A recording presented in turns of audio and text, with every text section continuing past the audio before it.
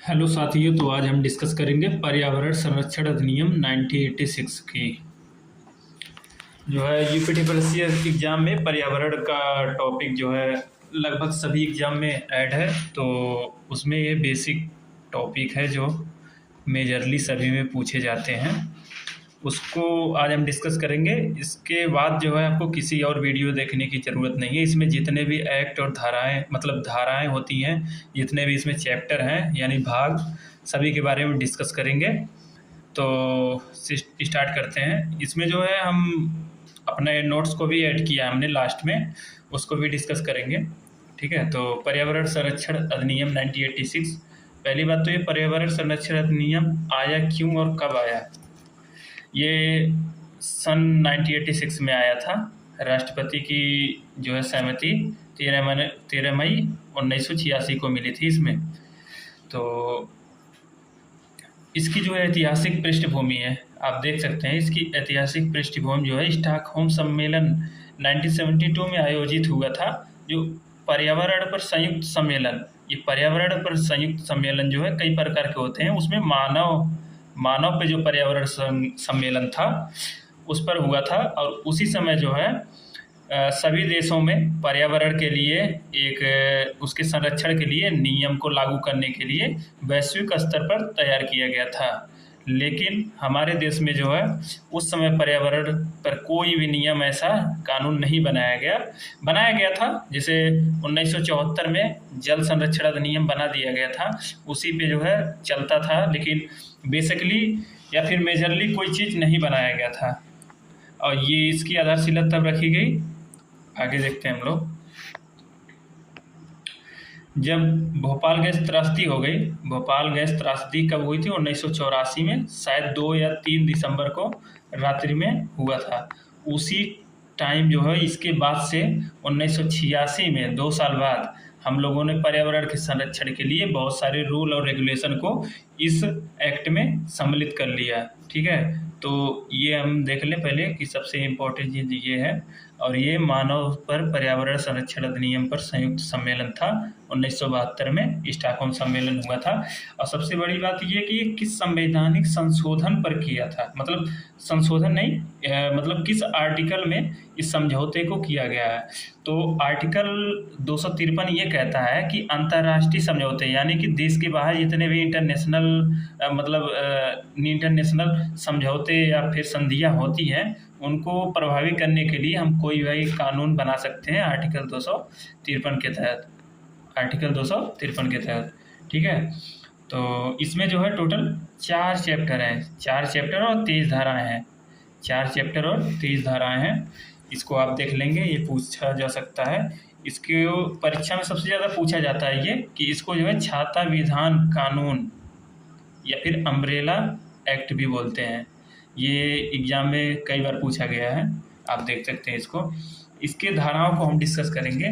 उसको धाराओं को डिस्कस करने के लिए हम पहले यहाँ नहीं, हम अपने नोट्स को प्रेफर करेंगे, उसमें ज़्यादा अच्छे से मैंने बनाया हुआ है। ठीक है, तो आप देख सकते हैं वही जो स्टार्टिंग मैंने आपको जो चीज़ें बताई अभी वही लिखी हुई हैं कि पर्यावरण पॉल्यूशन एक्ट 1986 कब आया था, तो 1986 में आया। इसमें अंतिम संशोधन 1991 में ही किया गया, उसके बाद संशोधन इसमें नहीं किया गया है। इसको अम्ब्रेला कानून बोलते हैं, आप देख सकते हैं। ये भी मैंने आपको बता दिया कि इस अधिनियम को पारित 23 मई 1986 को किया गया। और सबसे ये एग्ज़ाम में पूछा गया है, वो भी यूपीएससी के एग्ज़ाम में, शायद यूपीएससी का कोई पेपर होता है, वो यूपीएससी होगा, उसमें पूछा गया था कि भारतीय गणराज्य के किस वर्ष संसद द्वारा यह अधिनियम पारित किया गया। तो जैसे गणराज्य हमारा देश कब हुआ? जब संविधान लागू 1950 में पूरी तरह हुआ था, तो उसके बाद हम 1986 तक काउंट करेंगे तो 37वां होगा। तो आप ये डायरेक्टली याद कर सकते हैं, हो सकता है क्वेश्चन कभी रिपीट हो जाए। इसको लागू कब किया गया? 19 नवंबर 1986 में। 4 अध्याय है और 26 धाराएं, ये चीज़ मैंने आपको ऊपर बताया था। इसका मेन उद्देश्य ये था कि पर्यावरण के संरक्षण के लिए उससे संबंधित सभी विषयों पर उपबंध या एक्ट बनाने के लिए, कानून बनाने के लिए इसमें विषय सम्मिलित किए गए थे। इसका हमने आपको ऐतिहासिक पृष्ठभूमि बताई ही है, वही चीज़ हमने यहाँ भी मेंशन कर रखा है कि 1972 में यूनाइटेड नेशन का स्टॉकहोम में सम्मेलन हुआ था, जो मानवीय संरक्षण पर था। मानवीय पर्यावरण संरक्षण पर था ये। और ये आर्टिकल 253 के बारे में आपको पहले बता दिए कि अंतर्राष्ट्रीय समझौते या संधियों के आधार पर हम कोई भी एक्ट बना सकते हैं। केंद्र सरकार की ये शक्ति है, राज्य सरकार की नहीं। और इसमें अंतिम संशोधन 1991 में किया गया था। ठीक है, आगे हम देखते हैं। इसके आर्टिकल को हम डिस्कस करने के लिए इसमें मतलब पहले ये देख लेते हैं हम कि पर्यावरण से संरक्षण मतलब पर्यावरण से संबंधित कितने आर्टिकल संविधान, हमारा जो मूल भारतीय संविधान है, जो मूल संविधान है उसमें कौन कौन सा आर्टिकल जो है दिया हुआ है।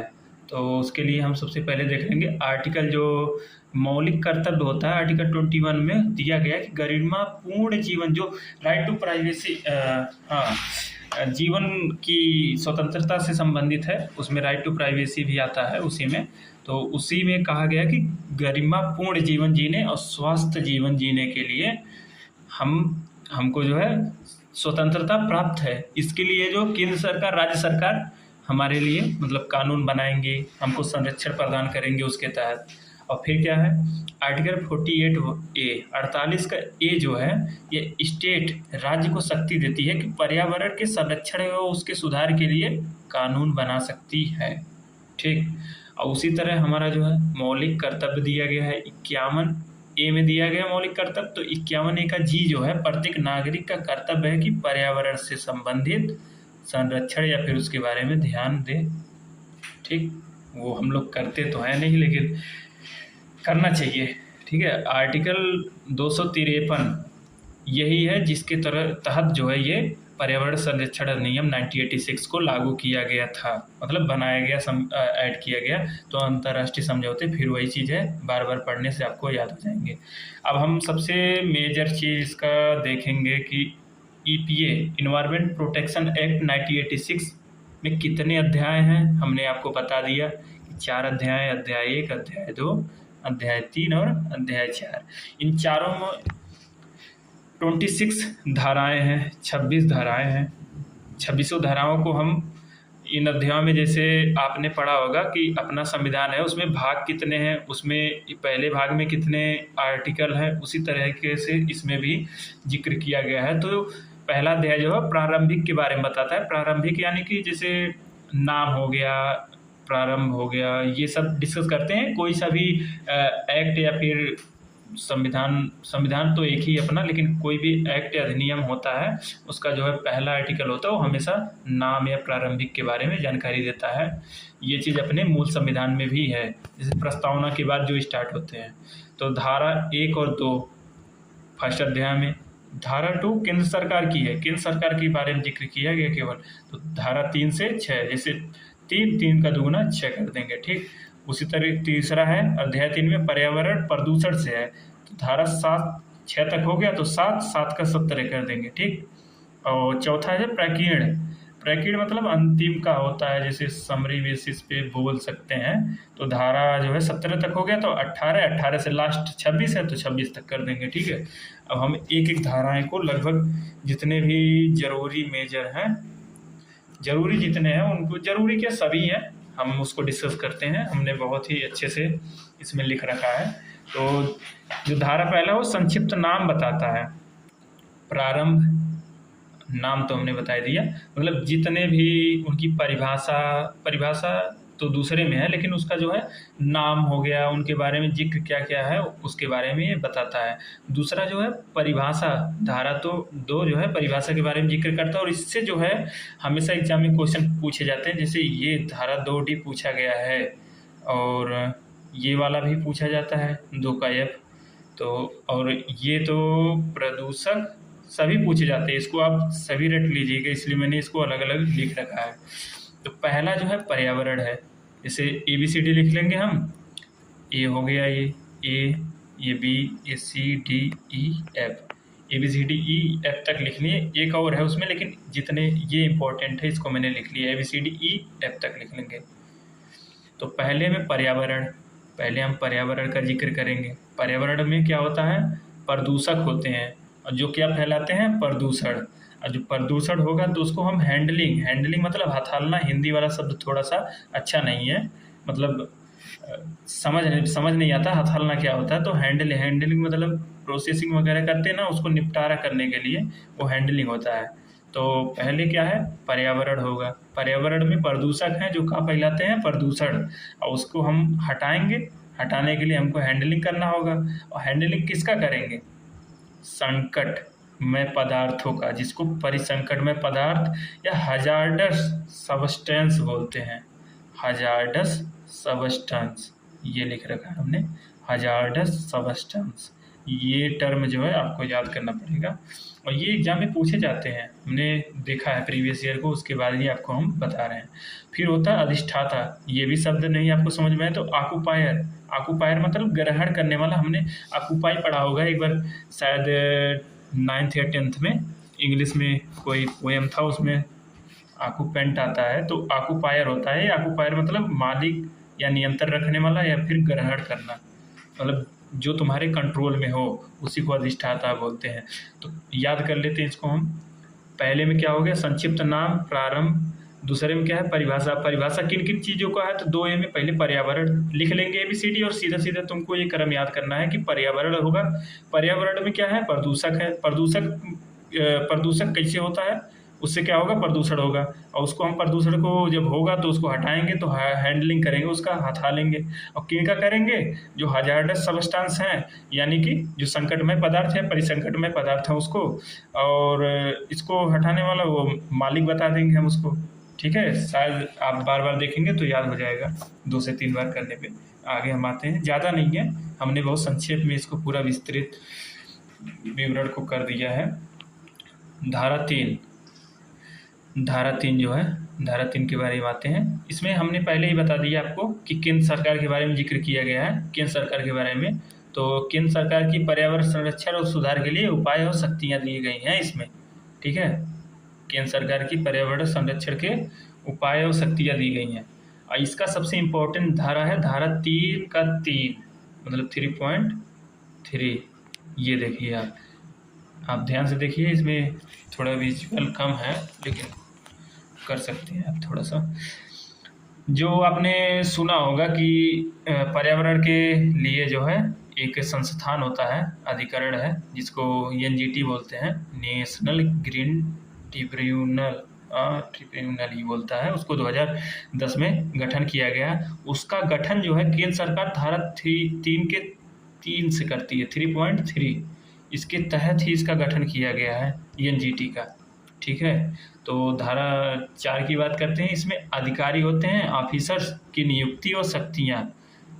अधिकारी जब हमारे पास केंद्र सरकार है तो केंद्र सरकार पहली बात बना दी उसके संरक्षण जब करना होगा तो उसके लिए अधिकारी होने चाहिए। तो धारा 4 में क्या होंगे, अधिकारी क्या करेंगे, निर्देशों और आदेशों का पालन करेंगे, और ये पालन करना उनका अनिवार्य कर्तव्य है। निर्देश देता कौन है, केंद्र सरकार देता है। कौन देता है, केंद्र सरकार देगा। निर्देश कौन देगा, केंद्र सरकार देगा।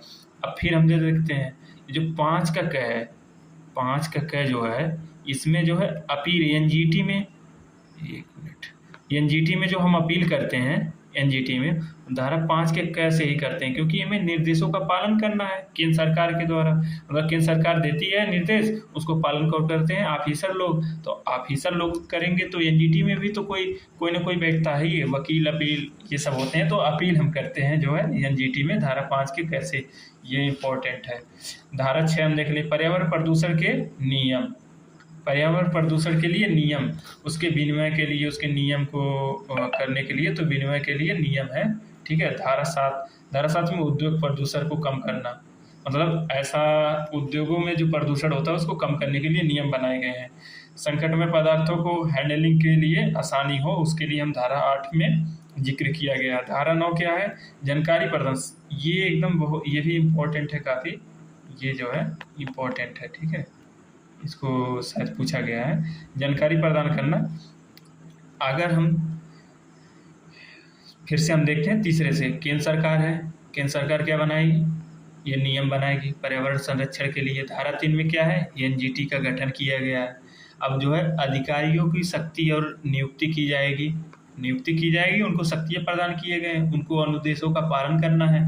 पालन करने के बाद पर्यावरण का संरक्षण उनको उन्हीं को करना है। उद्योगों में भी संरक्षण उन्हीं को करना है। संकट में पदार्थों को संरक्षण करना, उसको हैंडलिंग करना है। अगर हैंडलिंग नहीं होती है तो मान लो तुम उसको ठिकाने पे नहीं लगा पाए, हाँ, ठिकाने पे नहीं लगा पाए तो तुम बताओगे, किनको बताओगे? जानकारी प्रदान करोगे, यानी बताओगे अधिकारियों को। तुम किसी का उद्योग चल रहा है, किसी का कुछ चल रहा है और प्रदूषण हो रहा है, तुम उसको कम नहीं कर पा रहे हो, तुमको नहीं समझ में आ रहा क्या करना है, तो आप अधिकारी को जानकारी प्रदान करेंगे। ये पूछा गया क्वेश्चन है शायद यूपीएसआई में। अब धारा 10 अधिकारी का परिवेश। अब जब तुम अधिकारी को बता दिए तो अधिकारी तुम्हारे वहाँ छापा मारेगा, यानी पहुँच जाएगा, निरीक्षण करेगा, ठीक है, निरीक्षण करेगा। धारा 11 आते हैं। अब जब अधिकारी पहुँच ही गया है तो आपको तो पता ही है, अधिकारी पहुँचेगा तो वहाँ पे सैंपल लेगा, यानी नमूना लेने की शक्ति है, तुम रोक नहीं सकते। अगर एक बार वो जान गया, तुम बताओ चाहे नहीं बताओ, अगर वो पहुँच गया तो वो नमूना ले सकता है, नमूना ले सकता है। उसको क्या करेगा? उसको लेबोरेटरी में, प्रयोगशाला में ले जाएगा। प्रयोगशाला दो तरीके के होते हैं, एक तो जो सरकारी है, राजकीय होता है, एक जो है, एक मिनट, एक राजकीय होता है, राजकीय प्रयोगशाला, और एक पर्यावरण वाला जैसे पर्यावरण प्रदूषण कंट्रोल बोर्ड है उसका होता है। इन दोनों में किया जाएगा। अगर मेजर चेंज आता है तो राजकीय वाले को वरीयता दिया जाता है, ठीक है, राजकीय वाले को वरीयता दी जाएगी। अगर दोनों सेम है तो फिर क्या ही मतलब है किसी का, मान लो धारा जो है 13, धारा 13 के बारे में हम बताएंगे। तो लेबोरेटरी में लैब असिस्टेंट होता है, विश्लेषक, जो एनालिस्ट बोलते हैं उसको, विश्लेषक यानी एनालिस्ट। वो क्या करता है? एनालिसिस करता है, उसके ऊपर एनालिसिस करेगा, वो इसके ऊपर जो है एनालिसिस करेगा, ठीक है, कि जो सैंपल लाए थे उस पर देखेगा, कि जानकारी निकालेगा, रिपोर्ट तैयार करेगा, इसके ऊपर एक रिपोर्ट बना के देगा। और धारा जो है 15 उतना इम्पोर्टेंट नहीं, धारा 14 उतना इम्पोर्टेंट नहीं है, इसको आप छोड़ भी सकते हैं। धारा 15, 16, 17 ये पेनाल्टी। अब आप बताइए, जब आपके लिए इतनी सारी प्रबंध किया गया है, इतना कि तुम प्रदूषण ना फैलाओ, फिर भी फैलाओगे प्रदूषण, तो आपको जो है उसके तहत पेनाल्टी या दंड दिया जाएगा न्यायालय द्वारा। अब उसके नियम क्या क्या हैं? नियमों को नॉर्मल व्यक्ति उल्लंघन, अगर हाँ नियमों या आदेशों को नॉर्मल व्यक्ति उल्लंघन करता है, यानी कि जैसे हम आप हो गए कि मतलब कोई कंपनी वगैरह कुछ भी नहीं चलाते हैं, फिर भी अगर नियमों को उल्लंघन करते हैं तो 5 साल की सज़ा हो सकती है, 1 लाख तक का जुर्माना या दोनों हो सकता है। और लगातार उल्लंघन पर अगर आपको मना किया जाता है फिर भी उल्लंघन करते रहे तो 5,000 प्रतिदिन के हिसाब से लिया जाएगा आपसे पेनाल्टी। और अगर 1 साल से ज़्यादा आप कर देते हैं तो 7 साल जेल भी हो सकती है। ये है पेनाल्टी। और ये पूछा जाता है कंपनी द्वारा उल्लंघन, धारा 16 में जिक्र किया गया है। कंपनी द्वारा उल्लंघन जो है धारा 16 में, और धारा जो है 17 में सरकारी विभागों, अब सरकारी विभाग भी तो उल्लंघन कर सकते हैं और सबसे ज़्यादा यही करते हैं। प्राइवेट कंपनियां फिर भी डरी सहमी रहती हैं, लेकिन सरकारी विभाग में नाम की चीज़ें हैं, लेकिन सबसे ज़्यादा यही करती हैं। अब हम आपको धारा 15 तक हो गया है। धारा 25 इम्पोर्टेंट जो है धारा 25 ही है, इसके बाद 18, 19, 20, 21, 22 बहुत ज़्यादा नहीं है, लेकिन आप उसको भी हम देखेंगे। 25 आप देख लीजिए। इसमें संबंधित नियम केंद्र सरकार बना सकती है। इस एक्ट से संबंधित जितने भी नियम हैं, यानी कि इस एक्ट से संबंधित जितने भी नियम हैं, अभी कुछ और ऐड करना है या फिर कुछ भी है तो उसको केवल केंद्र सरकार ही बना सकती है।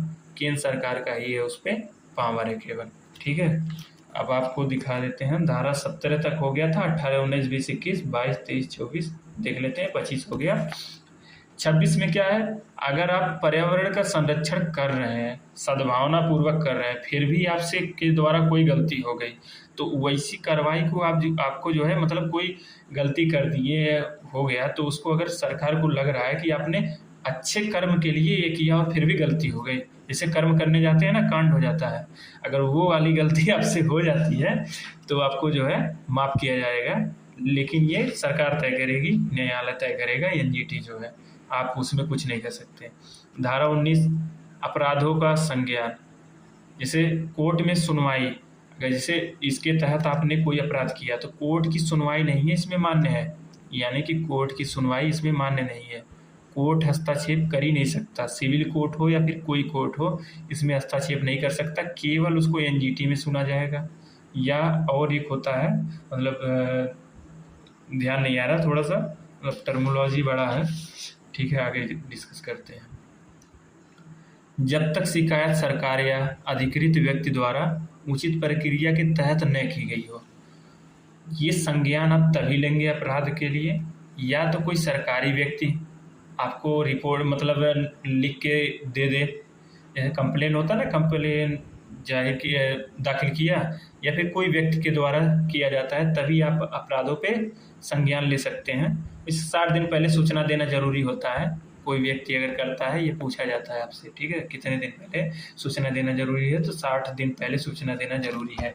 आर्टिकल 21, आर्टिकल बता रहा हूँ मैं, धारा 21, अधिकारी व कर्मचारी को लोक सेवक। ये जो अधिनियम है EPA act, environment protection act 1986 की धारा 21 ये बोलती है कि जितने भी कर्मचारी होंगे इसके अधिकारी होंगे, सभी लोक सेवक होंगे। लोक सेवक मतलब जनता की सेवा के लिए हैं, तुमको दादागिरी नहीं चलेगी। मतलब आप उसके लिए ही संरक्षण के लिए नियम बनाएंगे या फिर अच्छे कार्य करेंगे। आप अपने हिसाब से कुछ भी नहीं कर सकते हैं, ठीक। धारा जो है 22 क्या कहता है, अधिकारी का वर्जन, अधिकारिता का वर्जन, यानी कि केवल सिविल कोर्ट या न्यायालय उसकी सुनवाई नहीं करेगा। मैंने आपको पहले ही बता दिया कि इन लोगों को मनाही है, आप नहीं कर सकते। धारा 24, अन्य नियमों का प्रभाव। सबसे मतलब कोई भी अगर नियम है इन्वायरमेंट से रिलेटेड, जैसे जल अधिनियम 1974, वायु अधिनियम 1980-81 वाला हो गया, ऐसे कई सारे अधिनियम बने हुए हैं। लेकिन उनमें सबसे ज़्यादा अगर प्रायोरिटी की बात की जाए कभी भी, कि अगर उन दोनों का जो है आपस में जो है मतलब टकराव हो जाता है, तो कोलिजन बोलते हैं, कोलिजन अगर हो जाता है आपस में, तो सबसे ज़्यादा वरीयता जो है इन्वायरमेंट प्रोटेक्शन एक्ट 1986 को ही दी जाएगी। उसके तहत जो भी बताया जाएगा उसको हम उसके तहत जो है सजा या फिर प्रावधान जो भी होगा वो किया जाएगा, ठीक है। धारा 26 अंतिम, इसके बारे में हम बात करते हैं, जरूरी नहीं है लेकिन बात कर ही लेते हैं। इस अधिनियम के अधीन बनाए गए नियमों का संसद के समक्ष रखा जाना। मतलब इस नियम के तहत जितने भी अगर कुछ भी अगर नियम बनाया जाता है तो उसको संसद के समक्ष रखा जाएगा। कितना दिन रखा जाएगा? वो 30 दिन रखा जाएगा, ये पूछा गया है। कहाँ कहाँ आप इसको राज्यसभा में भी रख सकते हैं, लोकसभा में भी रख सकते हैं, और दोनों को मिला के, ये नहीं कि यहाँ 30 यहाँ 30, दोनों को मिला के आप 30 दिन रख सकते हैं। ये आप जरूरी नहीं है कि एक ही बार में 30 दिन रख दें, आप अलग अलग टाइम के लिए, मतलब कभी 10 दिन, कभी 2 दिन, कभी 5 दिन, ऐसे कर करके आप टोटल 30 दिन का भी समय मतलब कर सकते हैं। यही है इसका, आप देख सकते हैं। ये हो गया, इतना जो हमने अपने नोट्स से करवाए हैं, यही बेसिकली जो है इसमें भी लिखा हुआ है। आप एक रन थ्रू होके अगर आपको हम दिखा देते हैं धीरे धीरे रिवीजन के तौर पे, ठीक है, जल्दी जल्दी रिवीजन ही करेंगे। यहाँ तक आपको मैंने बता दिया था। धारा 2, धारा 2 में हमने आपको पहले बताया, धारा 2 में क्या है, पर्यावरण है। पर्यावरण में क्या होते हैं? प्रदूषक होते हैं। प्रदूषक क्या फैलाते हैं? प्रदूषण फैलाते हैं। देखिए अब वही उसी के बारे में, प्रदूषण के बारे में जिक्र किया गया है, ठीक है। धारा 2E, खतरनाक पदार्थ, हैजार्डस सब्सटेंस, मैंने आपको बताया। अधिभोगी यानी ऑक्युपायर, अधिष्ठाता, इसको बताया। धारा 3 जो है क्या होता है? केंद्र सरकार के लिए होता है, उसमें केंद्र सरकार के नियम दिए गए हैं। केंद्र सरकार का नियम होता है, केंद्र सरकार की शक्तियाँ और उसके कार्य दिए गए हैं। ये धारा 3 का 3 जो है एनजीटी का प्राधिकरण का गठन, इसी के तहत जो है एनजीटी का गठन किया गया है, एनजीटी 2010, ठीक है। और धारा 5 में जो है निर्देशों की शक्ति है। धारा 4 को, उसमें अधिकारियों की नियुक्ति के बारे में बात किया गया है धारा 4 में, और धारा 5 में जो है उसके निर्देशों की शक्तियों को पालन करने के लिए दिया गया। जैसे उद्योगों को बंद करने को कहा गया तो किया जाएगा, बिजली पानी की रुकती बंद करने को कहा गया तो किया जाएगा। ये हो गया रिवीजन के लिए, हम आपको जल्दी जल्दी देख लेते हैं।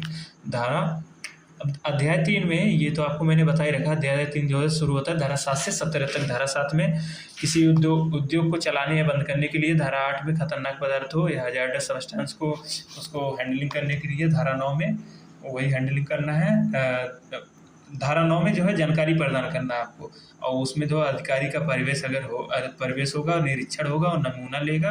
और प्रयोगशाला में धारा 12 में प्रयोगशाला में ले जाएगा, और धारा 13 में प्रयोगशाला में एनालिस्ट होता है, गवर्नमेंट एनालिस्ट, सरकारी विश्लेषक होता है, जो उसके तहत रिपोर्ट तैयार करता है, बताता है कि क्या क्या दिक्कतें हैं, क्या क्या है। अब दंड के बारे में हम देख लेते हैं।